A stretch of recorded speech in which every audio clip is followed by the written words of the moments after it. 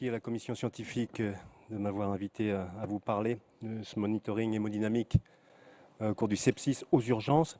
Alors, j'ai pas de conflit d'intérêt à déclarer. Je vais aller très vite. Micro? Oui? Ok. Comme ça va? Bon.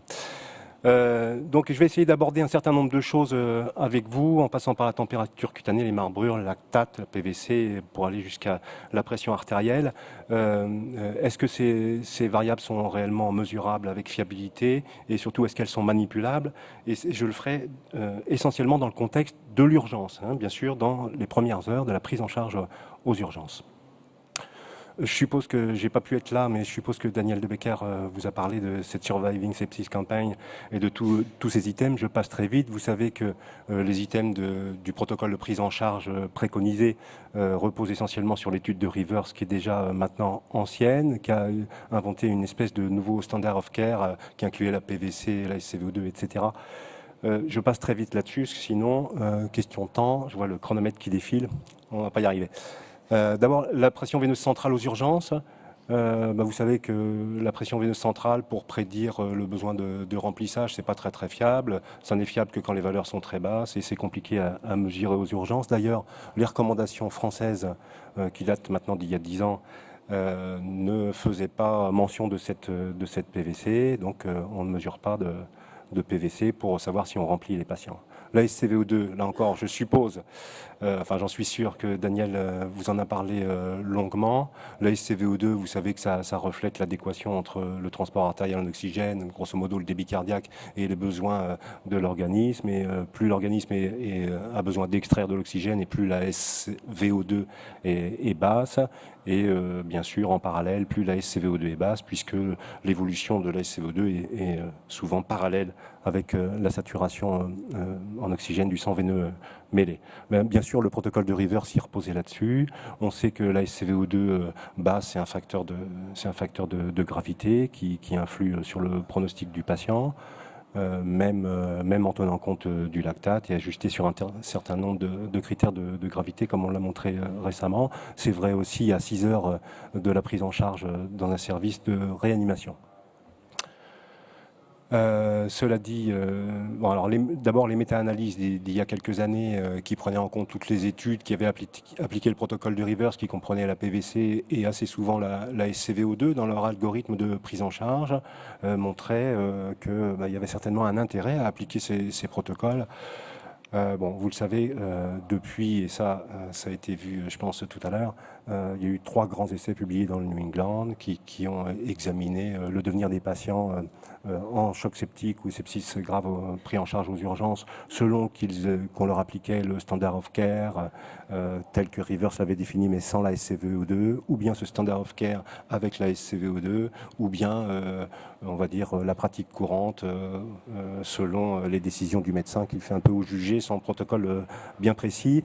Et malheureusement, vous le savez, il n'y a pas de différence de devenir de ces patients, quel que soit le bras dans lequel ils se trouvaient. Bien sûr, la question qu'on peut se poser, contrairement à l'étude de Rivers, on ne connaît pas dans ces études la SCVO2 des patients dans les groupes contrôle, dans lesquels on ne mesure pas la SCVO2.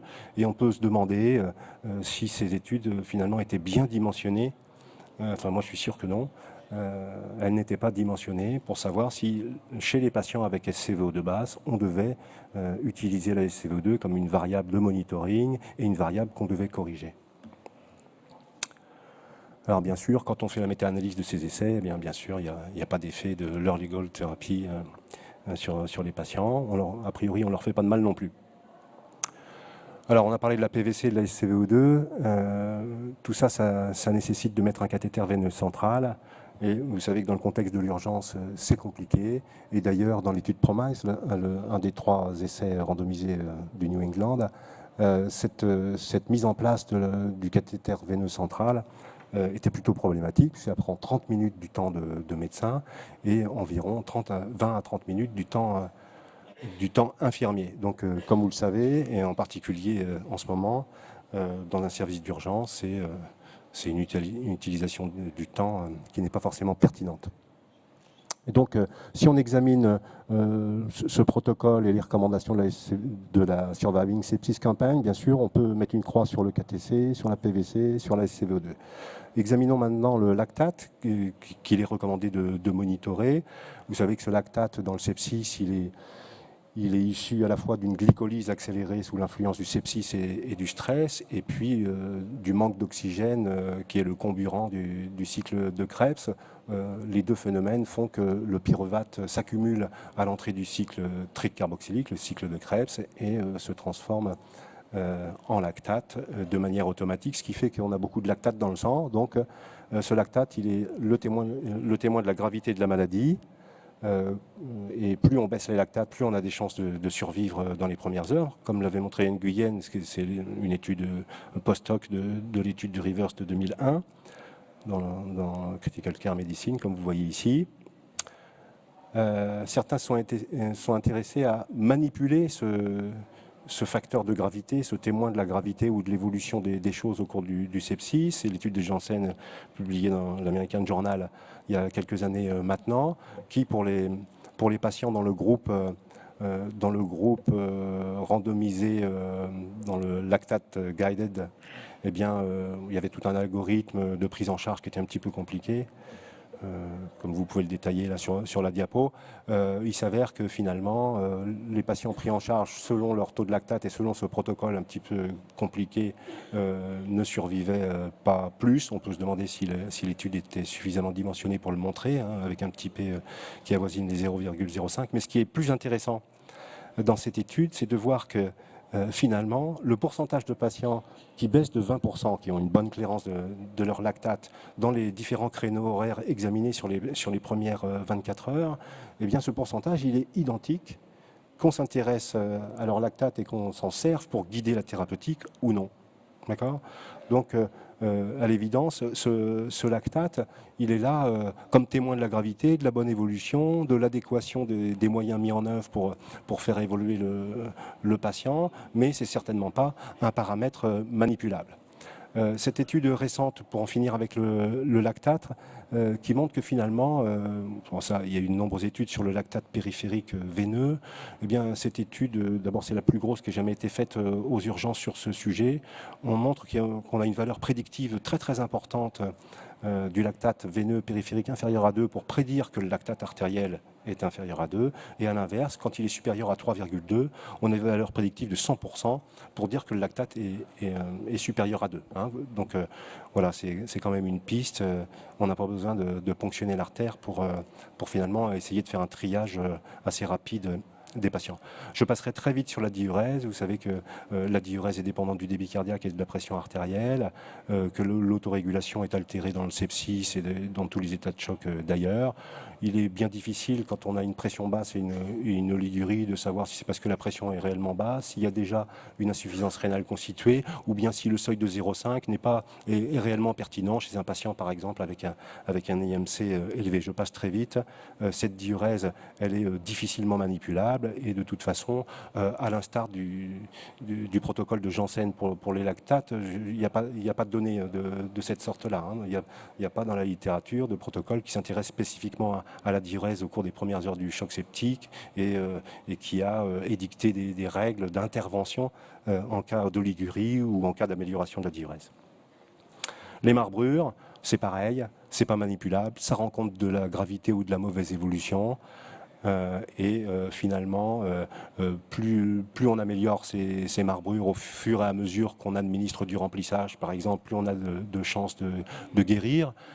Mais ce paramètre n'est pas non plus manipulable. C'est la même chose pour la température cutanée, qui de toute façon fortement reliée aux marbrures et au lactate.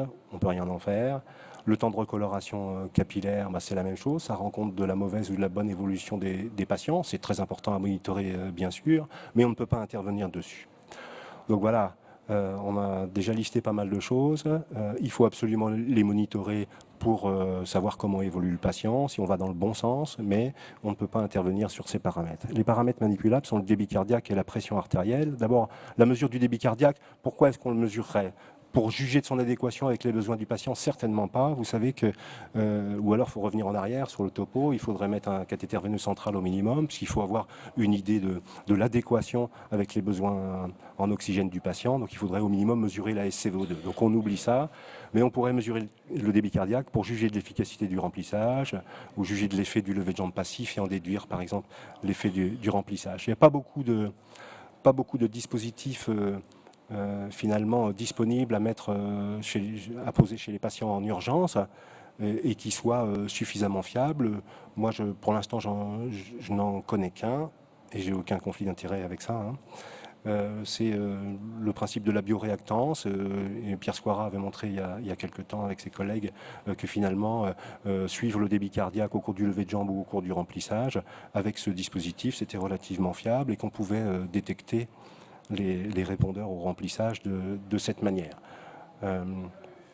Alors ça n'a jamais été évalué dans le cadre de l'urgence et on a là récemment une étude de Kwan et ses collègues publiée dans Annals of Emergency Medicine qui a fait une étude qui est de petite taille, 60 patients versus 60 patients, un bras standard of care et puis un bras où on s'intéresse à la variation du débit cardiaque au lever de jambe, ce débit cardiaque étant mesuré par le principe de bioréactance que je vous ai montré sur la diapositive précédente. Donc il y a un protocole,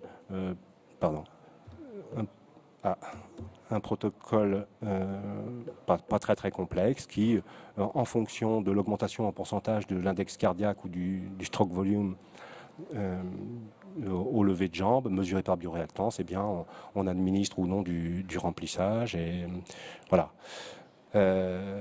Malheureusement, cette étude, mais on pouvait le prédire parce qu'elle est vraiment de petite taille, cette étude n'a montré aucune différence sur les volumes reçus par les patients, sur la clairance du lactate, sur la durée de séjour et sur la mortalité. Vous savez que les recommandations nous disent de mettre un cathéter artériel aussitôt que possible chez nos patients pour monitorer cette pression artérielle. Et vous savez que notre objectif, et là, ce n'est pas le sujet d'en débattre aujourd'hui, notre objectif, c'est supérieur ou égal à 65 mm de mercure pour que les organes soient bien perfusés. Ça suppose de mettre en place un cathéter artériel. Et vous savez que c'est long. C'est la même chose que pour le cathéter central. Dans un service d'urgence, ça prend 20 minutes de docteur en moyenne et ça prend 20 minutes d'infirmière. Donc alors pourquoi ne pas se retourner vers un outil qu'on utilise tous les jours et qui est utilisé vraiment en permanence, dont on a beaucoup critiqué la fiabilité, mais que nous avons étudié à de nombreuses reprises et chez de nombreux patients. Cette première étude pour vous montrer que, bien sûr, la mesure de la pression artérielle au bras non invasive par le principe de l'oscillométrie, ça suit assez fidèlement les variations de pression artérielle invasive cette fois-ci, et ça détecte avec une très bonne performance les patients avec une pression artérielle inférieure à 65 mm de mercure, et ça détecte avec une tout aussi bonne performance les patients qui vont augmenter leur pression artérielle de 10% ou plus. Une seconde étude par Karim Lacal qui a montré que même, quel que soit l'endroit où on mettait le brassard, dès l'instant où on adapte le brassard à la taille, à la circonférence du membre, eh bien, on détectait encore une fois de manière fiable les patients hypotendus avec une pression artérielle invasive inférieure à 65 mm de mercure, et on détectait aussi les patients chez qui la PAM, la pression artérielle moyenne, augmentait de 10% ou plus. Dans cette troisième étude, où on a comparé plusieurs dispositifs non invasifs, dont deux par oscillométrie versus le cathéter artériel, eh bien là encore, bonne détection de l'hypotension, bonne détection des répondeurs aux différentes thérapies en termes de pression artérielle moyenne. On a souvent dit que la PNI n'était pas fiable chez l'arythmique. Eh bien, on vient de montrer que ça n'est pas vrai. C'est tout aussi performant chez l'arythmique, aussi bien pour détecter la pression artérielle inférieure à 65 mm de mercure que pour détecter les répondeurs aux différentes thérapies ou différentes interventions cardiovasculaires. Est-ce qu'il faut prédire la réponse au remplissage avec la pression artérielle et pourquoi faire?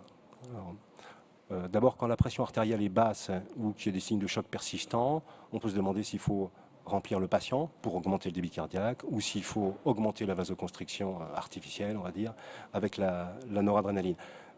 Cela dit en passant, et je l'ai mis entre parenthèses sur cette diapositive, j'ai fait complètement l'impasse sur l'échocardiographie. Bien sûr, vous savez, l'échocardiographie, c'est pas un outil de monitorage, mais bien sûr, c'est utile chez un certain nombre de patients, chez les patients âgés, aux antécédents cardiaques connus, quand on a une suspicion de cœur pulmonaire aigu, de tamponnade, de valvulopathie, etc. Donc à ne pas oublier, bien sûr.